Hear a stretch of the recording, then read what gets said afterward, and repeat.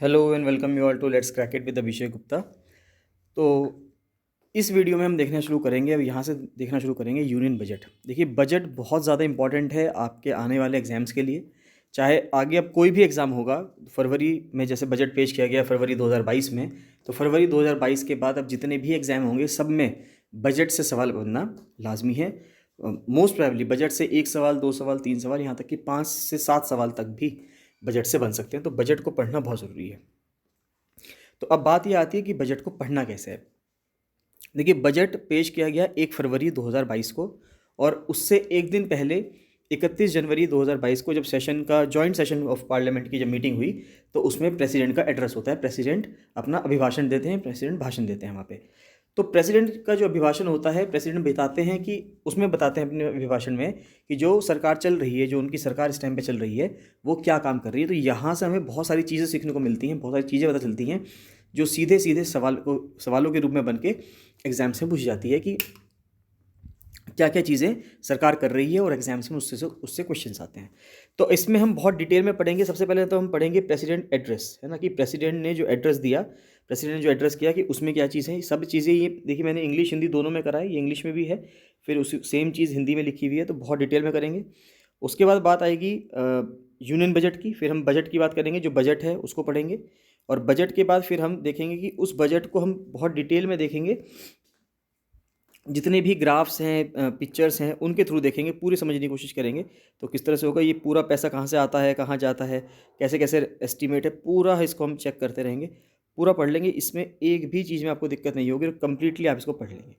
तो मेरा आपसे यही कहना है कि ये सीरीज़ चलेगी, कुछ इसमें मल्टीपल वीडियोस बना लेंगे। एक मैं सोच रहा था पहले कि पूरी एक लंबी वीडियो बना लेते हैं, लेकिन उस लंबी वीडियो में बहुत समय लग जाएगा, और आप लोग भी हो सकता है शायद इतना ना देख पाओ एक साथ। तो आधे आधे घंटे की वीडियोज़ है, छोटी छोटी वीडियोज़ बना लेंगे, जिससे कि आपका पूरा कंटेंट तैयार हो जाए, और पूरी जो भी आपका बजट है, पूरा बजट तैयार हो जाए, इसमें से एक भी सवाल आपसे ना छूटे।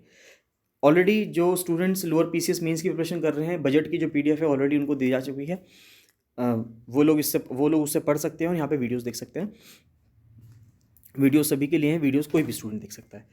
चलिए स्टार्ट करते हैं प्रेसिडेंट्स एड्रेस। तो जो लोग आगे आने वाले 27 मार्च को एडवोकेट जनरल और 3 अप्रैल को अपर पीसीएस देने वाले हैं, उनके लिए बहुत ज़्यादा इंपॉर्टेंट है।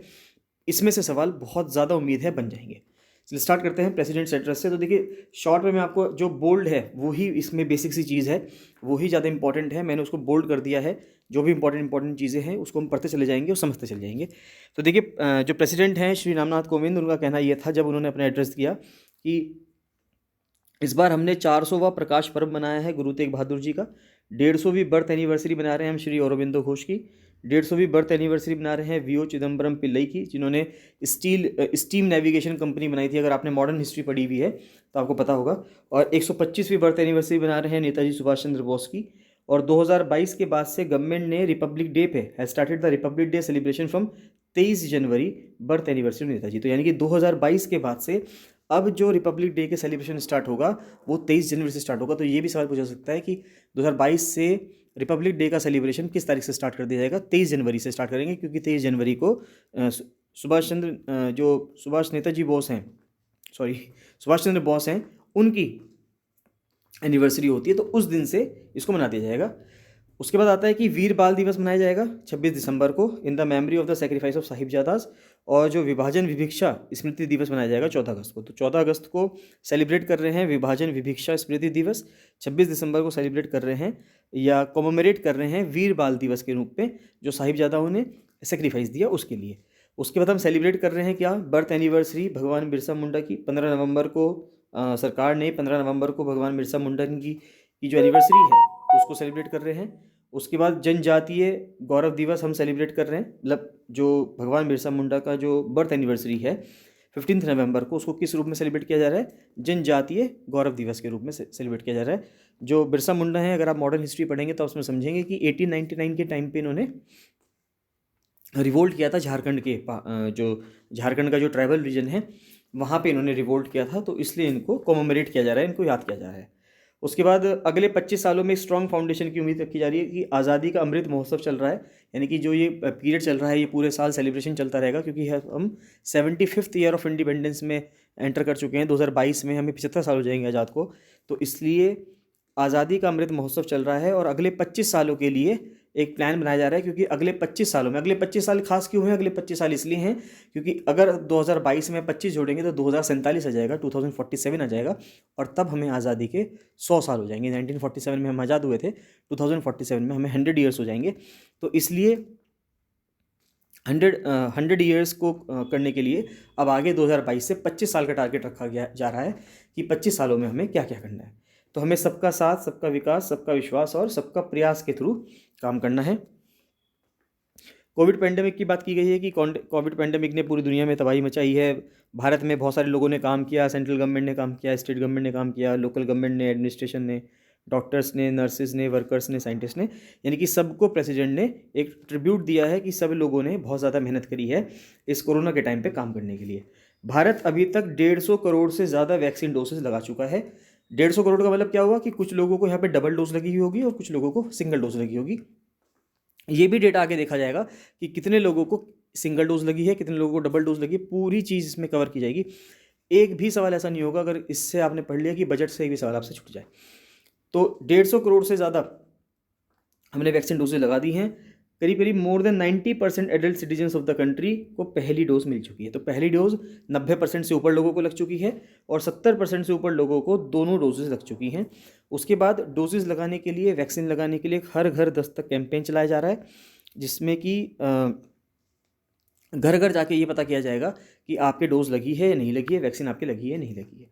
ये सेम चीज़ हिंदी में लिखी हुई है, तो जो हिंदी वाले स्टूडेंट्स हैं एक बार इसको आप पढ़ लीजिएगा। इसको थोड़ा स्लो करके मैं इसको ऊपर कर रहा हूँ, एक बार आप इसको पढ़ लीजिएगा। नेक्स्ट आता है कि 8 vaccine have been approved for emergency use in the country. तो ये सवाल पूछा सकता है कि भारत में इस टाइम पे कितनी वैक्सीन चल रही हैं, तो 8 वैक्सीन चल रही हैं। 8 वैक्सीन अब तक भारत में चल रही हैं। 3 वैक्सीन इनमें से भारत में ही मैन्युफैक्चर हुई है और इसको WHO से अप्रूवल भी मिला है। उसके बाद प्रधानमंत्री की जो Ayushman Bharat health infrastructure mission है, उसको 64,000 करोड़ रुपए अलॉट किए गए हैं और उसके साथ जो है ये इसको लॉन्च किया गया है। और इसने जो है हेल्थ इंफ्रास्ट्रक्चर को मेंटेन करने के लिए या हेल्थ रिलेटेड इश्यूज़ को सॉल्व करने के लिए लोगों की बहुत ज़्यादा हेल्प किया है। 80,000 से ज़्यादा हेल्थ एंड वेलनेस सेंटर्स खोले गए हैं और crore of Ayushman Bharat cards have help the poor immensely. तो कई करोड़ आयुष्मान कार्ड बांटे गए हैं लोगों में और 80,000 से ज़्यादा हेल्थ एंड वेलनेस सेंटर। देखिए हेल्थ एंड वेलनेस सेंटर क्या है, जो प्राइमरी हेल्थ केयर होता था गाँव में, यानी कि जो प्राथमिक चिकित्सालय होता था, प्राइमरी हेल्थ केयर सेंटर होता था गाँव में, PHC का नाम चेंज करके हेल्थ एंड वेलनेस सेंटर कर दिया गया है। मोर देन 8,000 जन औषधि केंद्र है ना, 8,000 से ज़्यादा जन औषधि केंद्र है। यहाँ पे गवर्नमेंट की जो दवाइयाँ हैं बहुत सब्सिडाइज रेट पे मिलती हैं, बहुत सस्ती दवाइयाँ मिलती हैं। और आयुष्मान भारत डिजिटल मिशन चलाया जा रहा है। ये एक इंपॉर्टेंट स्टेप है जिससे कि हेल्थ सर्विसेज जो के लिए जो आपकी एक्सेसिबिलिटी है वो बहुत ईजी हो जाएगी, यानी कि आप हेल्थ सर्विसेज को बहुत ईजिली अप्रोच कर सकते हैं through Ayushman Bharat digital mission. उसके बाद इंडियन फार्मा सेक्टर ने काफ़ी ज़्यादा हेल्प की भारतीयों की कोरोना पीरियड में। कोरोना के टाइम पे हर सेक्टर में बहुत ज़्यादा प्रॉब्लम थी। तो उसके बाद आता है फिर कि इंडियन फार्मा सेक्टर ने काफ़ी लोगों की हेल्प की। नेक्स्ट आता है कि एक्सपोर्ट करने के लिए आयुष प्रोडक्ट्स को वर्थ ₹6600 करोड़ इन 2014। तो 2014 में जो आयुष के प्रोडक्ट्स होते थे, यानी कि जो आयुर्वेदा, यूनानी, सिद्धा है ना, जो ट्रेडिशनल मेडिसिन जो हैं, यानी कि जो भारत की जो ट्रेडिशनल मेडिसिन सिस्टम है, पहले 2014 में 6600 करोड़ रुपए का उसका एक्सपोर्ट होता था। अब वो एक्सपोर्ट बढ़ाकर कितना कर दिया गया, 11,000 करोड़ रुपए हो गया। यानी कि बहुत ज़्यादा अब जो है उस सेक्टर में ग्रोथ हुई है। India is going to establish the world's first WHO global centre of traditional medicine. तो भारत में दुनिया का सबसे पहला WHO का global centre of traditional medicine बनेगा। तो वो कहाँ बनेगा, भारत में बनेगा, ये सवाल पूछा जा सकता है। जो चीफ आर्किटेक्ट है हमारे कॉन्स्टिट्यूशन के वो कौन है, बाबा साहेब डॉक्टर भीमराव अम्बेडकर, ये हम सबको पता है। उसके बाद देखिए सेम चीज़ हिंदी में लिखी हुई है, एक बार इसको आप पढ़ लीजिएगा। नेक्स्ट आता है कि फ्री राशन दिया जा रहा है टू पुअर हाउस होल्ड्स। ये दिया गया है प्रधानमंत्री अन्न योजना के तहत। काफ़ी सारी योजना चलाई गई थी, उन योजना के तहत जो है फ्री राशन बांटा गया है to every month under the Pradhanmantri Garib कल्याण अन्न योजना। तो प्रधानमंत्री की जो गरीब कल्याण अन्न योजना थी उसके तहत पुअर हाउस होल्ड्स को फ्री राशन दिया गया है। This is the world's largest food distribution programme. ये दुनिया का सबसे बड़ा फूड डिस्ट्रीब्यूशन प्रोग्राम था। इसके लिए 2,60,000 करोड़ रुपए रखे गए थे to 80 crore beneficiaries for 19 month. तो 19 महीनों के लिए करीब करीब आप मान सकते हैं 2 साल के लिए करीब करीब 80 करोड़ आदमियों को, 80 करोड़ व्यक्तियों को भारत के फ्री राशन दिया गया। और इस स्कीम को बढ़ाकर अब मार्च 2022 तक कर दिया गया है। फिर प्राइम मिनिस्टर ने एक स्वनिधि स्कीम चलाई थी जो उनके लिए थी जो स्ट्रीट वेंडर्स होते हैं। तो prime minister Svanidhi scheme for enhancing the self esteem of the poor and protection of their livelihood also during the corona period. तो कोरोना के समय पे जो थोड़े गरीब लोग होते थे उनकी आजीविका को बचाने के लिए, उनका लाइवलीहुड चलता रहे, उनकी रोजी रोटी चलती रहे, उसके लिए गवर्नमेंट ऑफ इंडिया ने प्राइम मिनिस्टर स्वनिधि स्कीम चलाई थी। ये किसके लिए यूज़फुल थी? फॉर स्ट्रीट वेंडर्स, है ना, जो स्ट्रीट वेंडर्स होते हैं, जो छोटी छोटी दुकानें लगाते हैं, ठेले लगाते हैं, उनके लिए ये कारगर थी scheme. More than ₹2900 crore have been provided to 28 lakh street vendors. तो 28 लाख स्ट्रीट वेंडर्स को 2900 करोड़ रुपए दिए गए। Street vendors with online food delivery companies, government ने उनको भी कनेक्ट किया जो स्ट्रीट वेंडर्स किसके साथ थे? ऑनलाइन फूड डिलीवरी कंपनीज के साथ जो डील कर रहे थे, गवर्नमेंट ने उनको भी कनेक्ट किया। गवर्नमेंट हैज़ स्टार्टेड द ई श्रम पोर्टल, गवर्नमेंट ने लोगों की हेल्प करने के लिए एक ई श्रम पोर्टल को लॉन्च किया to protect the interests of labourers and more than 23 crore workers have joined it so far. तो protect the interest of labourers यानी कि लेबरर्स का इंटरेस्ट को प्रोटेक्ट करने के लिए ई श्रम पोर्टल चलाया गया और more than 23 crore workers have joined it so far. और 23 करोड़ वर्कर्स जो हैं कम से कम ई श्रम पोर्टल को ज्वाइन कर चुके हैं। उसके बाद गवर्नमेंट ने जनधन योजना चलाई, आधार कार्ड देखा जाए और मोबाइल देखा जाए तो तीनों को अगर मिला दिया जाए तो जैम ट्रिनिटी के तहत जो है बहुत सारे लोगों को जो सुविधाएं हैं वो मुहैया करवाई हैं। और जो पैसे का राउटिंग हुआ करती थी कि पैसा कहीं पहले कैश में अगर चलता था तो उससे लोगों को, जिन लोगों का वो पैसा है उन लोगों तक नहीं पहुंचता था। तो जैम ट्रिनिटी की वजह से बहुत सारा जो पैसा है यानी कि जो ब्लैक में चला जाता था उसको सेव किया है। डिजिटल इंडिया पे भी जोर दिया गया था, डिजिटल इकोनॉमी पे जोर दिया गया है। उसके बाद यूपीआई प्लेटफॉर्म बनाया इंडिया ने। फिर transactions worth more than 8 lakh crore have been done through UPI in December 2021। दिसंबर 2021 के महीने में ही, अगर एक महीने की बात की जाए, एक महीने में 8 लाख करोड़ रुपए का ट्रांजैक्शन हुआ। किसके हेल्प से? यूपीआई की हेल्प से, यानी कि जो यूपीआई आईडी हो जाती है आपके अकाउंट्स की, उसकी हेल्प से दिसंबर के महीने में, सिर्फ एक महीने में 8 लाख करोड़ से ऊपर का ट्रांजैक्शन हुआ। तो जो अपना आप में दर्शाता है कि इंडिया जो है, या धीरे धीरे जो हमारे ट्रांजैक्शंस हैं वो धीरे धीरे डिजिटली होते जा रहे हैं और बहुत ईजिली लोग जो हैं डिजिटली ट्रांजैक्शंस कर रहे हैं। मोर देन 2 करोड़ पक्का houses have been provided, 2 crore से ज़्यादा पक्के घर दिए गए हैं पुअर लोगों को अंडर द प्रधानमंत्री आवास योजना के तहत। और प्रधानमंत्री आवास योजना ग्रामीण के तहत 1 करोड़ 17 लाख घर जो हैं वो अप्रूव किए गए हैं। किस कॉस्ट पे? 1.5 लाख करोड़ रुपए की कॉस्ट पे, अगले इन द लास्ट 3 ईयर्स, यानी कि पिछले 3 सालों में 1.5 लाख करोड़ रुपए की हेल्प से 1 करोड़ 17 लाख घर बनाए गए हैं। प्राइम मिनिस्टर आवास योजना ग्रामीण की है, ग्रामीण की अगर हम बात करें, जो ग्रामीण क्षेत्रों की बात करें। उसके बाद एक हर घर जल स्कीम लाई गई थी गवर्नमेंट ऑफ इंडिया के तहत, जिसमें जल जीवन मिशन के तहत, जिसमें हर घर पे पानी का पाइप जाएगा और वहाँ पे पानी के पाइप के थ्रू उसको जल मिलेगा। तो ये स्कीम चलाई गई थी। Nearly 6 crore rural house holds have been provided tap water connection, यानी कि 6 करोड़ जो गांव के घर हैं, रूरल हाउस होल्ड्स हैं, उनको टैप वाटर कनेक्शन दिया गया है, यानी कि उनको टंकी से पानी मुहैया कराया गया है। फिर स्वामित्व स्कीम चलाई गई। Swamitva scheme also launch to provide property documents to people in rural areas. तो जो गांव के एरियाज थे, रूरल एरियाज थे, उस पर जो वहाँ पे जो प्रॉपर्टी हुआ करती थी उसके जो कागज़ हैं, यानी उन प्रॉपर्टी के जो डॉक्यूमेंट्स हुआ करते थे उनको ऑनलाइन कर दिया गया, डिजिटल कर दिया गया। तो उनको प्रोवाइड करने के लिए स्वामित्व स्कीम चलाई गई। 40 लाख से ज़्यादा प्रॉपर्टी कार्ड जो हैं वो इशू हो चुके हैं। कितने लोगों में? 27,000 गाँव में, है ना, 27,000 गाँव में वो ऑलरेडी इशू हो चुके हैं। These property cards are not only preventing disputes but are also assisting rural population in assessing banking support. तो बैंकिंग सपोर्ट लेने के लिए भी नेक्स्ट आता है फिर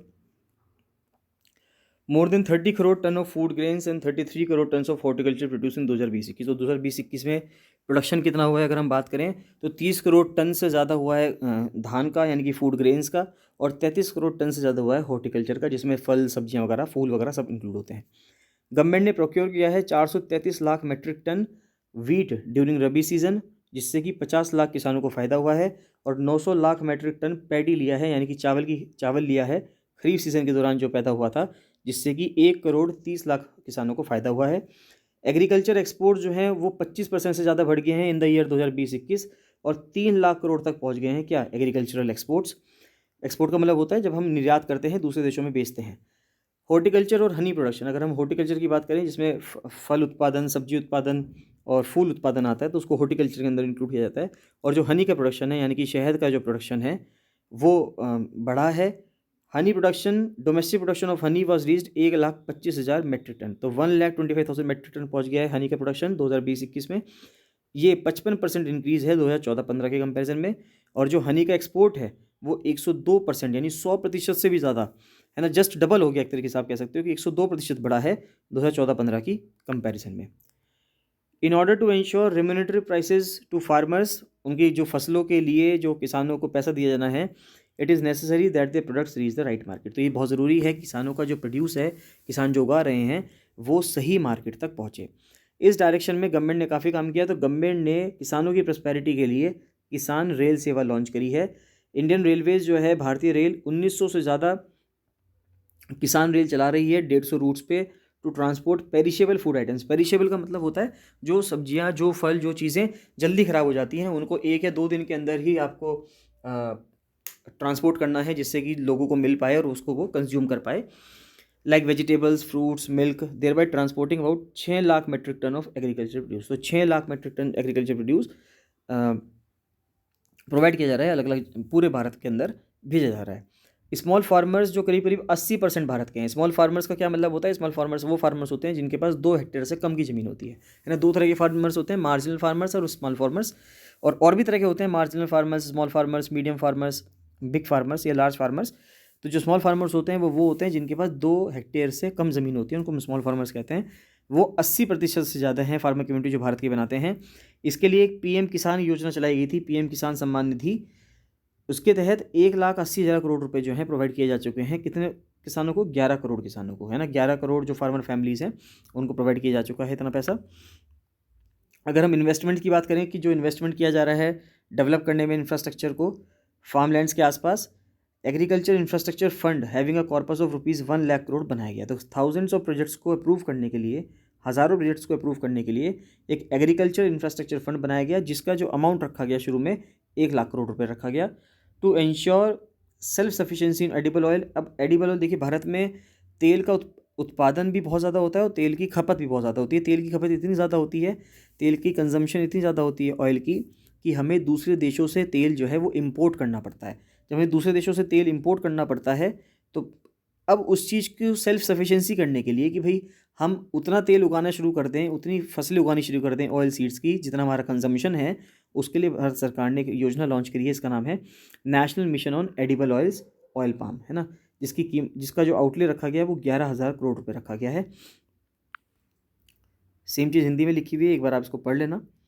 नेक्स्ट आता है कि यूनाइटेड नेशंस ने, ये बहुत इंपॉर्टेंट सवाल है, बन सकता है कि यूनाइटेड नेशंस ने 2023 को इंटरनेशनल ईयर ऑफ मिलेट्स घोषित किया है। तो 2023 को डिक्लेयर किया यूनाइटेड नेशंस ने international year of millets. Celebrate the international year of millets on a large scale with farmers. जो देश है, यानी कि जो सरकार है, माई गवर्नमेंट का मतलब यहाँ पे क्या, प्रेसिडेंट कह रहे हैं, क्योंकि प्रेसिडेंट एड्रेस कर रहे हैं।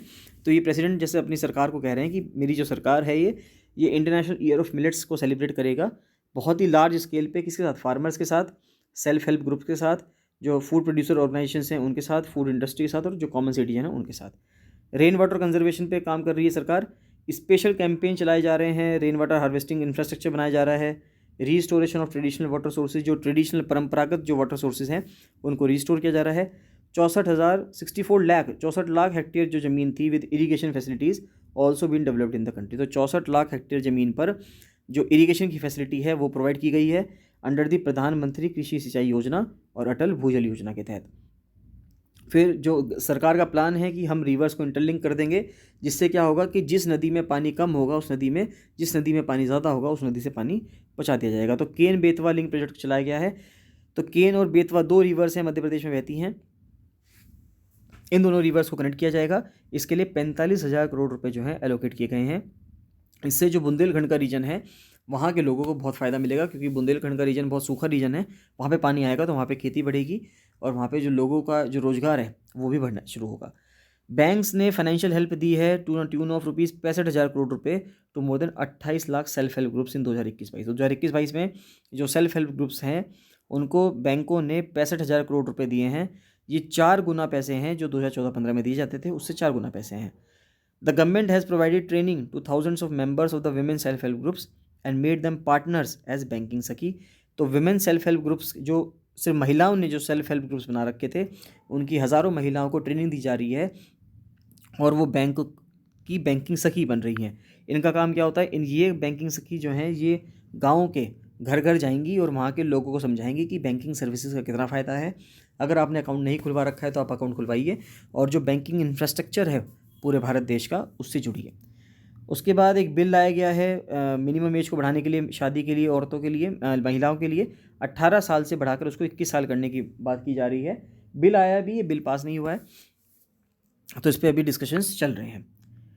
3 करोड़ स्टूडेंट्स जो हैं माइनॉरिटी कम्युनिटीज़ से, उनको स्कॉलरशिप दी गई हैं। 2014 से पहले स्कॉलरशिप दी जाती थी। 3 करोड़ से बढ़ के अब संख्या को 4.5 करोड़ कर दिया गया है सिंस 2014। तो 4.5 करोड़ लोगों को जो है, या जो बच्चे हैं उन लोगों को जो स्कॉलरशिप्स हैं वो प्रोवाइड की गई हैं। This led to a significant reduction in the school drop out rate of Muslim girls and an increase in their enrolment. तो पहले क्या होता था, जो मुस्लिम गर्ल्स थी वो बहुत ज़्यादा ड्रॉप आउट कर लेती थी स्कूल से, यानी कि स्कूल को छोड़ देती थी बीच में ही, पढ़ते पढ़ते 6th में छोड़ दिया, 7th में छोड़ दिया। तो अब वो क्या हो गया कि जब उनको स्कॉलरशिप मिल रही है तो अब स्कॉलरशिप मिलने की वजह से वो स्कूल से पढ़ाई नहीं छोड़ रही हैं बीच में और पूरी पढ़ाई कर रही हैं। एक प्रोविजन बनाया जा रहा है जेंडर इंक्लूजन फंड के लिए, यानी कि जेंडर इंक्लूजन फंड होगा, यानी कि इसमें मेल और फीमेल का जो डिस्पैरिटी है उसको नापने के लिए काम किया जा रहा है। In the national education policy 2020 में जो आई है उसके अंदर इसको इंक्लूड किया जाएगा जेंडर इंक्लूजन फंड को, टू प्रमोट लर्निंग कैपेबिलिटी को प्रमोट करने के लिए अमंग आवर डॉटर्स, है ना, बेटियों के लिए काम किया जा रहा है।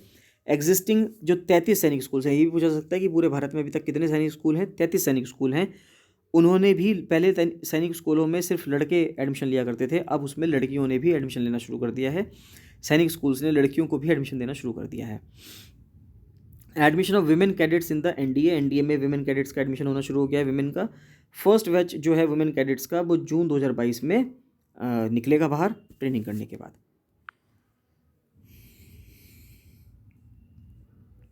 नेक्स्ट आता है कि फिर local languages are also being promoted through the national education policy. तो लोकल लैंग्वेजेस को प्रमोट किया जा रहा है। 19 इंजीनियरिंग कॉलेज ऐसे हैं 10 राज्यों में जो अब 6 भारतीय लैंग्वेज में इंजीनियरिंग की सर्विस प्रोवाइड करेंगे। इंजीनियरिंग की जो पढ़ाई है वो प्रोवाइड करेंगे। अब तक इंजीनियरिंग की जो पढ़ाई होती थी वो सिर्फ इंग्लिश लैंग्वेज में होती थी, चाहे आप किसी भी राज्य में पढ़ रहे हो, चाहे कहीं भी पढ़ रहे हो, चाहे आपने पढ़ाई भी 12th क्लास तक किसी भी लैंग्वेज में की हो। अगर आप हिंदी मीडियम के स्टूडेंट थे तो भी आपको ग्रेजुएशन अगर बीटेक करना है आपको तो इंग्लिश लैंग्वेज में करना होता था। लेकिन अब 19 इंजीनियरिंग कॉलेज ऐसे हैं 10 राज्यों में जो 6 भारतीय लैंग्वेजेस में आपको इंजीनियरिंग की पढ़ाई देंगी, यानी कि वो हिंदी, संस्कृत वगैरह कुछ भी इंक्लूड हो सकती हैं 6 लैंग्वेजेस। उसके बाद स्किल इंडिया मिशन चलाया गया था, जिसके तहत 2 करोड़ 25 लाख यूथ को जो है स्किल दी गई हैं, स्किल ट्रेनिंग की गई है उनकी ITI के थ्रू, जन शिक्षण संस्थान के थ्रू, प्रधानमंत्री कौशल केंद्र के थ्रू। उसके बाद स्किल इंडिया मिशन के तहत 6 स्पेशल ट्रेनिंग प्रोग्राम चलाए गए थे। एकलव्य रेसिडेंशियल मॉडल स्कूल बनाया गया है जो कि हर ट्राइबल मेजोरिटी ब्लॉक में बनाया जाएगा, कि जिससे कि ट्राइबल बच्चों की जो पढ़ाई है उसको बढ़ावा दिया जा सके। फिर टोक्यो ओलंपिक्स की बात की जाती है कि टोक्यो ओलंपिक्स में भारतीयों ने काफ़ी अच्छा परफॉर्मेंस किया। तो भारत ने 7 मेडल जीते टोक्यो ओलंपिक्स में, और टोक्यो पैरालंपिक्स में भारतीय जो पैरा एथलीट्स थे उन्होंने 19 मेडल जीते। सेंट्रल गवर्नमेंट ने स्टेट गवर्नमेंट के साथ कई 100 खेलो इंडिया सेंटर्स बनाने की घोषणा की है, जिसके तहत जो भारत का जो यूथ है वो स्पोर्ट्स में निकल के आएगा। Government has also establish centres for disability sports in Gwalior. President ने कहा है कि जो एक्सेसिबिलिटी है, इक्वालिटी है और डिग्निफाइड लाइफ है, ये दिव्यांग पीपल को देनी है। ये हमारा टारगेट है, हमारी कलेक्टिव रिस्पॉन्सिबिलिटी है। तो इसके लिए एक सुगम्य भारत अभियान चलाया गया है, जिससे कि सभी जगहों को, जितने भी पब्लिक प्लेसेस हैं वो सब इस तरह से बनाए जाएंगे कि सुगम्य होंगे, कि जो डिसेबिलिटी वाले पर्सन है वो भी वहाँ तक आसानी से रीच कर सकें। Providing free assistive devices to cochlear implant surgery, जिससे कि जो लाइव्स हैं दिव्यांग पीपल की वो ट्रांसफॉर्म हो सके। 25 लाख से ज़्यादा असिस्टेड डिवाइसेस दिए जा चुके हैं दिव्यांग पीपल को, और 4000 सक्सेसफुल कॉचलियर इम्प्लांट सर्जरी हो चुकी है। एक नेशनल इंस्टीट्यूट बनाया जा रहा है ऑफ मेंटल हेल्थ का रिहेबिलिटेशन इन मध्य प्रदेश। ठीक है, 10,000 वर्ड की इंडियन साइन लैंग्वेज डिक्शनरी भी बनाई गई है, जिससे कि दिव्यांग यूथ को बहुत ज़्यादा फ़ायदा मिलेगा। उसके बाद 2016 में 60,000 new startups have been established, है ना। 2016 में 60,000 से भी ज़्यादा स्टार्टअप्स बनाए गए हैं 56 डिफरेंट सेक्टर्स में पूरे भारत में। 6 लाख जॉब्स उसने क्रिएट करी है इन स्टार्टअप्स के द्वारा। 2021 में more than 40 unicorn startups have emerged in India, है ना। 40 यूनिकॉर्न स्टार्टअप्स वो स्टार्टअप होते हैं जिनका जो वर्थ है वो $1 बिलियन से भी ऊपर पहुंच जाता है। $100 करोड़, यानी कि हिंदी अगर हम इंडियंस में कहें, इंडियन लैंग्वेज में कहें तो $100 करोड़, और इंटरनेशनल सिस्टम में कहें तो $1 बिलियन से भी ऊपर पहुंच जाता है, उसको यूनिकॉर्न कहते हैं। तो 40 यूनिकॉर्न स्टार्टअप्स हो चुके हैं emerge in India with the minimum market valuation of rupees 7400 crore. 7400 crore का मतलब वही 100 करोड़ डॉलर हो गया। 1 करोड़, अगर $1 आप 74 रुपये का माने, इस टाइम 74 रुपीज़ के आसपास माने $1, तो 100 करोड़ इंटू 74 करेंगे तो 7400 करोड़ हो जाएंगे। तो 40 यूनिकॉर्न से भी ज़्यादा हैं। चलिए बाकी हम नेक्स्ट वीडियो में कंटिन्यू करेंगे। इसके बाद आप इसको एक बार और देख लीजिए, इसको देख लीजिए, और नेक्स्ट यहाँ से जो है हम नेक्स्ट वीडियो कंटिन्यू करेंगे, और कुछ वीडियोस में आपका पूरा बजट कवर हो जाएगा। तो आप इसको एंड तक देखते चलिएगा सारी वीडियोस को, जिससे कि आपका पूरा का पूरा बजट कवर हो जाए। तो बाकी मिलते हैं नेक्स्ट वीडियो में। So thank you and bye bye.